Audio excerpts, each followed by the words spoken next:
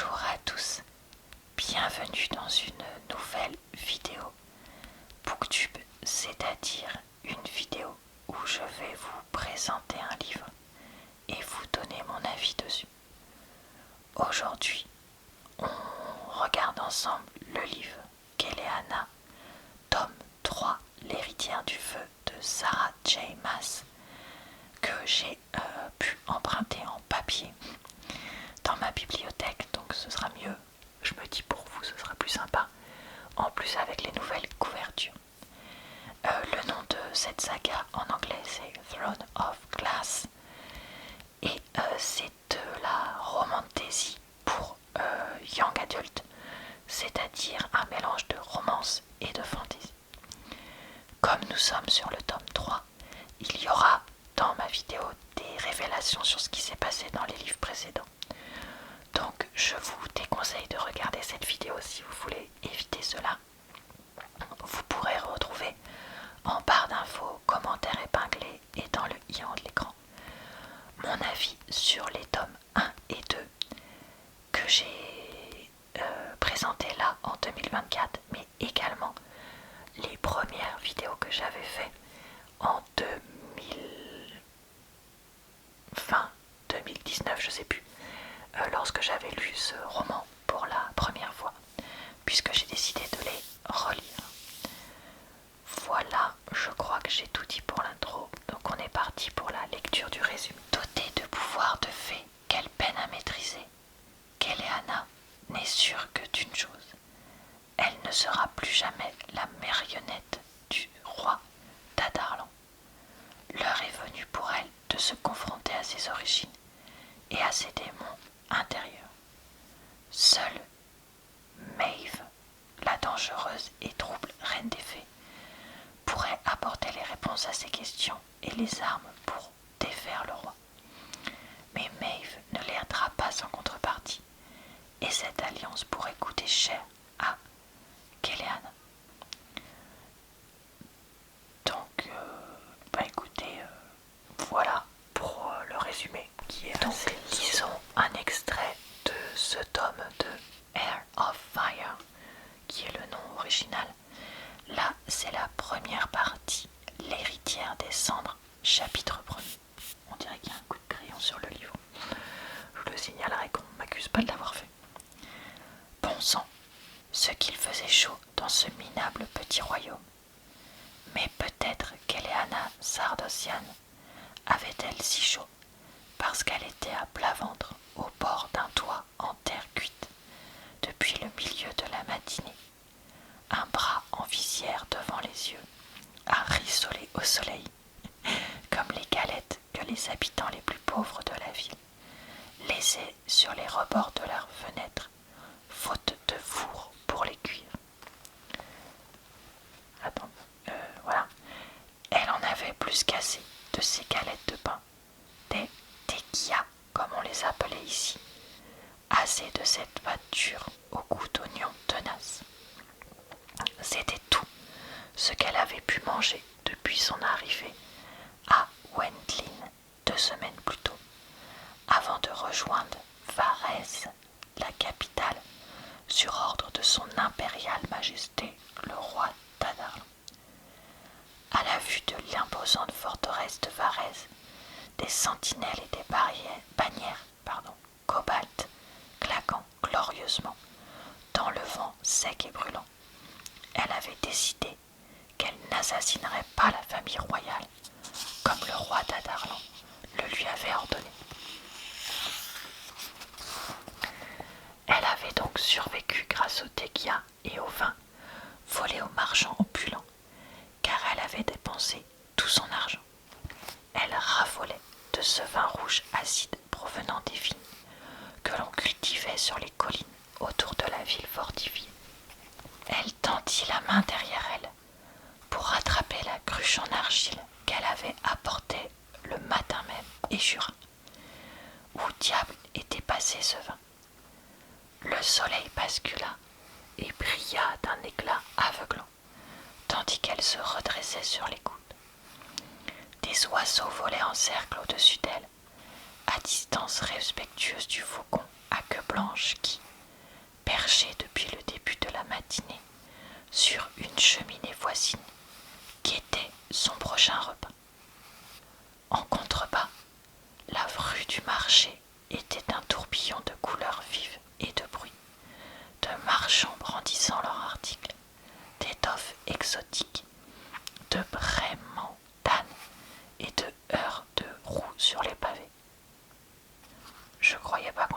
comme ça, mais bon. Mais bon sang, où était cette? La voilà. Elle retrouva la cruche sous l'une des lourdes tuiles où elle l'avait cachée plusieurs heures auparavant, quand elle était grimpée sur le toit. Quand elle l'avait grimpée sur le toit de la grande halle du marché pour observer les remparts du château. Bon, c'était la tâche qu'elle avait officiellement entreprise avant de s'avouer qu'elle préférait se vautrer à l'ombre. Mais le soleil impitoyable de Wendlin avait depuis chassé toute ombre. Kéléana voulut boire une gorgée de vin, mais en vain. La cruche était vide, ce qui n'était pas une mauvaise chose car la tête lui tournait. C'était d'eau dont elle avait besoin, ainsi que de tequila et d'un remède pour sa lèvre fendue et sa pommette écorchée, blessure qu'elle avait récoltée cette nuit dans l'une des tavernes de la ville. Franchement, il y a des trucs de traduction qui vont pas, honnêtement. Enfin, il y a des phrases, c'est pas français. Avec un grognement, elle roula sur le ventre pour observer la rue qui s'étendait, 12 mètres en contrebas. Elle connaissait à présent tous les gardes qui patrouillaient. Elle avait gravé dans sa mémoire leurs visages, ainsi que ceux des sentinelles postés sur les remparts du château. Elle savait quand la relève arrivait et comment on ouvrait les 3 imposants portails du château. Les hacheries verts ne plaisantaient pas avec leur sécurité. Il y avait 2 jours qu'elle était arrivée à Varèse, après avoir quitté la ville portuaire en hâte. Non qu'elle fût pressée d'accomplir sa mission. Elle voulait seulement se cacher dans la capitale, après avoir faussé compagnie aux autorités de l'immigration. Ce voyage jusqu'à Varèse avait également été une distraction bienvenue, après toutes ces semaines en mer, pendant lesquelles elle n'avait fait que rester étendue sur le lit étroit de sa cabine et affûter ses armes avec un zèle quasi religieux. Vous n'êtes qu'une lâche, lui avait dit Nahimia. Chaque millimètre de la pierre à affûter avait répercuté l'écho de ses paroles. Lâche, lâche, lâche. Ce mot l'avait poursuivi pendant toute la traversée. Elle avait fait le vœu de libérer les Ilouis et après avoir ressassé le souvenir de Gaol, des clés de Weird et de tout ce qu'elle avait abandonné ou perdu, elle avait adopté un plan d'action. Tout insensé et invraisemblable qu'il fût, ce plan devait lui permettre de libérer un royaume de l'esclavage. Elle retrouverait et détruirait les clés de Weird dont le roi Tadarlan avait usé pour édifier son redoutable empire. Et pour accomplir cette mission, elle se sacrifierait avec joie. Ce serait un face-à-face entre elle et lui, dans les règles de l'art. Aucune vie ne serait sacrifiée sauf la leur, aucune âme souillée sauf la sienne, car il fallait un monstre pour détruire. Voilà, c'est tout pour la partie lecture. On va passer maintenant à mon avis. Alors, comme le jour où j'avais terminé ce livre, je ne pouvais pas filmer, je me suis enregistrée et je vais donc vous mettre maintenant le son de mon avis en voix off. J'espère que ça vous relaxera quand même. Eh bien écoutez, je suis un peu mitigée quand même. Je l'ai trouvé mieux que les 2 premiers. Pourquoi? Eh bien tout simplement parce que le personnage principal, Kéléana,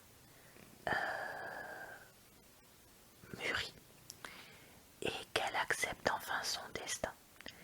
Et ça, je trouve que c'est quand même une grosse avancée par rapport à l'adolescente, parce qu'il n'y a pas d'autre mot, qui vivait sans lendemain et sans réfléchir aux conséquences de ses actes et tout ça, qu'on a eu particulièrement dans le premier livre. En plus, je trouve intéressant que l'histoire se complexifie avec différentes trames. C'est-à-dire qu'on a d'un côté la trame Keleana, de l'autre la trame avec Dorian et Carl qui sont restés, et aussi cette découverte des sorcières et de toute la trame associée à un autre endroit. Et donc ça permet en fait ça permet à la fois de pas s'ennuyer parce qu'on passe d'un coup à l'autre, mais d'un autre côté, il y a forcément des moments où on aime moins tel ou tel personnage. Moi notamment Dorian m'a particulièrement saoulé dans ce livre-là, et la grand-mère aussi, chez les sorcières. Et du coup, quand on revenait vers ces personnages-là et qu'on ravait ce que j'aimais pas trop, je me disais oh, quand est-ce que ça passe à autre chose. Ou alors des fois il se passe un truc, tu te dis ah, j'ai envie de savoir la suite. Et autant des fois tu peux enchaîner 2 chapitres de suite au même endroit, entre guillemets, autant des fois pas du tout. Ça passe à un autre endroit et du coup t'es super frustré. Voilà. Sinon, j'ai trouvé intéressant l'exploration de la partie magie dans ce livre-là. Après, il y a quand même plusieurs choses que je reprocherais à ce livre. Déjà, il n'y a quasiment pas de romance dans ce livre. Et vous allez me dire, bah après tout, pourquoi pas? Oui, pourquoi pas? Mais c'est vrai que par rapport à là où on était avant, et ben je trouve que c'est un peu pénible. Enfin, c'est pas que c'est pénible, mais comment dire? C'est un peu inattendu. Et du coup, en fait, j'attendais qu'il se passe quelque chose, mais en fait, il se passait rien. Enfin, bon, bref. Voilà, donc, pourquoi pas? Mais j'aurais aimé un peu plus de trucs. Autre point qui m'a un peu gonflé, et je sais que c'est un point qui est très reproché à Sarah J. Maas, donc voilà, c'est l'absence de représentation, dans le sens où les personnages sont présentés comme tous quasiment étant à la peau claire, tous quasiment étant hétérosexuels. Et là, vu qu'elle a plein de personnages dans ce livre-là, mais alors vraiment plein, je trouve que on aurait pu avoir des personnages plus fréquemment en dehors de ces archétypes, de ces caricatures, je sais pas comment vous voulez dire. Là, alors oui, il y a des personnages archi secondaires qui sont évoqués comme ci, comme ça. Mais là, je trouve que avec un livre avec autant de personnages maintenant, on pourrait faire beaucoup mieux sans faire beaucoup différemment. Et ça, c'est vraiment dommage. Autre point qui m'a gonflé, c'est le fait que Keleana continue à pleurer, donc son ami qui est décédé précédemment. Je détaillerai pas plus pour éviter les gros spoilers, mais voilà, donc elle continue tout le long à la pleurer. Il y a un moment où je trouve ça un peu ridicule, parce que mine de rien, elle la connaissait pas plus que ça. Cet ami lui a clairement menti et elle le sait. Et pourtant, t'as l'impression que c'est complètement insurmontable. Et du coup, je trouve ça un peu bizarre, honnêtement. Qu'elle tourne en rond avec ça. Enfin, je sais pas comment dire. Ça m'a un peu surprise. Après, est-ce que je suis quand même contente d'avoir relu ce livre? Globalement, oui. Parce qu'il s'est quand même passé des trucs. Et parce que l'aspect fée magie, vraiment, moi, me donne envie d'en avoir plus. Est-ce que je vais donc lire le 4? Oui. De toute façon, j'ai décidé que je finissais la série, donc quoi qu'il en soit, je vais lire le 4. Surtout qu'en plus je l'ai en livre audio, je crois.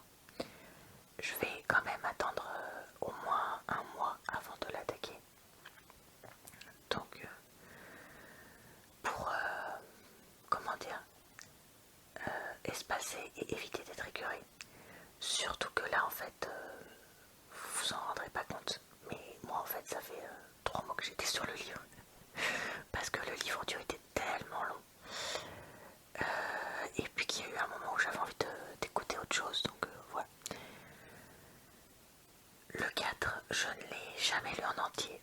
Je l'avais commencé, je me rappelle, il y a 2 ans ou 3 ans là quand j'avais lu ce livre-là. Mais je ne l'ai jamais lu en entier, donc on va passer sur de la découverte pour moi.